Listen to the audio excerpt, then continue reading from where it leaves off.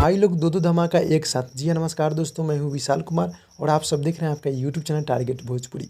जी बता दूं कि भोजपुरी के हिट मशीन खेसारी लाल यादव जी का एक बहुत ही हाई लेवल का गाना यानी कि आप सबके बीच यानी कि रिलीज कर दिया गया है। जी हाँ दोस्तों, नींबू खरबूजा भइल 2 जो कि गाना में यानी कि कल सुबह छूट रहा है आप सबके बीच यानी कि वेस्ट भोजपुरी से। जी हाँ दोस्तों, फाइनली वेस्ट भोजपुरी के माध्यम से गाना तो छूट रहा है कल सुबह, और उससे पहले टीम फिल्म्स के माध्यम से मतलब गाना अभी भी रिलीज हो चुका है। जी हाँ दोस्तों, इनके टीम फिल्म्स भोजपुरी के माध्यम से गाना रिलीज हुआ है। गाना बहुत ही हाई लेवल, बहुत ही बवाल का है। जी हाँ दोस्तों, दादा चढ़ल जवानी गाने का बोल है, जो कि टीम फिल्म्स भोजपुरी के माध्यम से फाइनली गाना अभी अभी छूटा है।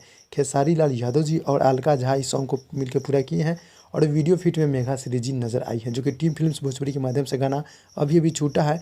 और आप सब कल के लिए रेडी हो जाइएगा। जी हाँ दोस्तों, कल के लिए रेडी हो जाइएगा। नींबू खरबूजा भइल, जी हाँ दोस्तों, नींबू खरबूजा भइल 2 गाना कल सुबह वेस्ट भोजपुरी के माध्यम से देखने को मिले। गाना बहुत ही हाई लेवल का है, जिसका ऑफिशियल टीजर यानी कि आज सुबह 6 बजे रिलीज़ कर देगा। गाना का प्रमोशन पोस्टर रात 9 बजे मिला था और फाइनली यानी गाना कल सुबह फुल आ रहा है, यानी कि आप सब रेडी हो जाएगा। मिलते हैं अगले वीडियो में, तब तक के लिए धन्यवाद।